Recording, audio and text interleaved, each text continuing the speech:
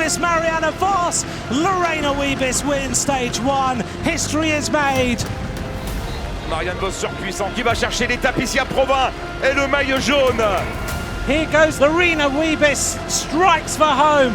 The green jersey takes her second stage win. Marianne Vos qui emmène son sprint. Marianne Vos et qui s'impose ici à Rothschild. La reine Marianne Vos règne toujours sur ce tour. Tomorrow, let's start the mountains. How confident are you? I don't know if I can survive the climbs, so we will see.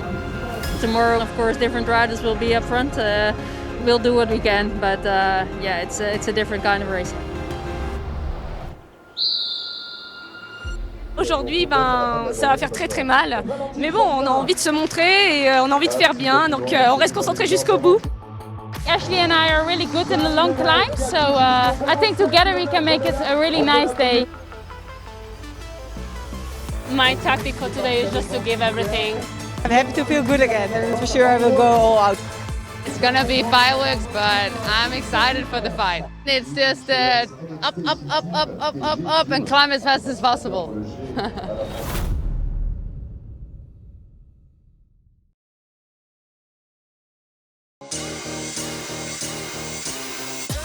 A change of altitude for the Tour de France. 73 kilometres of climbing and descending will be contested on Saturday between Sellerstadt and Le Markstein-Fellering. 3 first category climbs are listed. The Petit Ballon, which is 9.3 kilometres at 8.1%. The Col de Platz Oisel, 7.1 kilometres at 8.3%.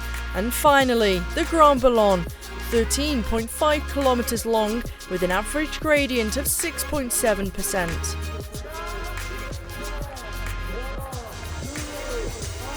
The first 40 kilometres are a warm-up and are swallowed up in less than an hour. With a mini peloton of 33 riders at the front of the race, they start the first climb of the day, the Petit Ballon. Annemiek van Vleuten makes the first real attack. Transparent since the start, the Dutch rider finally finds a suitable terrain. Only Demi VOLLERING can stick with her. Behind her, there are 6 riders on the counter-attack, but no trace of Marianne Vos. Dropped by the peloton, her dreams of a final victory already well forgotten. After the Petit Ballon, the leading duo attacks the Platz Oisel with more than a minute and a half advantage on Elisa Longo-Borghini, who is now alone in pursuit. The rhythm of Van Vleuten is intense, and the gaps to her rivals are increasing. And in the last kilometre of the climb, it's Vollering's elastic that snaps. And at the top of the Platz Oisel, Van Vleuten already has a 25-second advantage. So the rider from Team SD WORX tries to limit her losses on the sole leader. Kom op Demi, kom op, knokken, knokken, knokken, knokken. Als je terug aan het wiel komt, dan heb je 10, 13 kilometer waar je herstellen. Kom op! 60 kilometers to ride, nothing to frighten Van Vleuten, the 2019 world champion after a solo ride of more than 100 kilometers. The best female rider on the planet sets off on the descent of the Platz Oisel and keeps her rivals at bay. Longo-Borghini is more than 5 minutes behind, NIEWIADOMA more than 6. The Polish rider annoyed by the agreement and cooperation in her group, which prevents the other riders from riding to limit the gap. We stay at the same pace, girl. Allez, good job, allez. Unable to follow, Vollering is nearly 3 minutes behind Van Vleuten when attacking the foot of the Grand Ballon. The Dutch rider still keeps a margin on the other favourites, who by this time have caught up with Elisa Longo-Borghini and still hope to catch her. Allez, girl, allez, we keep fighting, all is possible. At the front, Vollering continue to lose a lot of time. There is a big gap, but on the last climb, you can come back, girl. Allez, go. At the front, Annemiek van Vleuten's ride continues, undisturbed in spite of the difference in altitude, the heat, and carried by the incredible spectators on the side of the road. Il lui reste 7 km pour aller s'offrir une magnifique victoire ici au Markstein. In the race for third place, Longo-Borghini and Persico are dropped by the trio, NIEWIADOMA, LeBou and LUDWIG. The race for the third place in the general classification starts between these three riders. Allez, if you have the leg, you have nothing to lose, hein, still.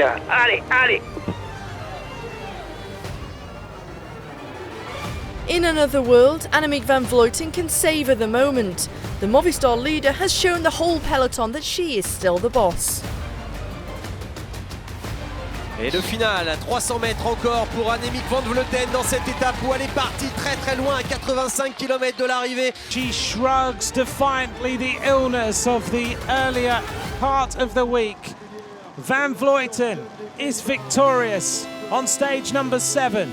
She will swap the blue of Movistar for the yellow of the Tour de France Femme avec Zwift.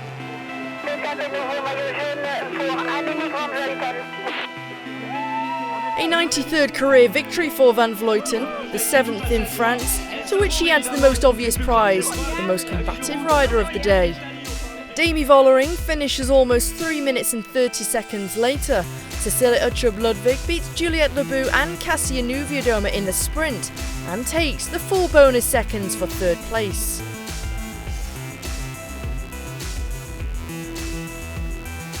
In the overall general classification, Van Vleuten has of course doubled her advantage with this incredible ride.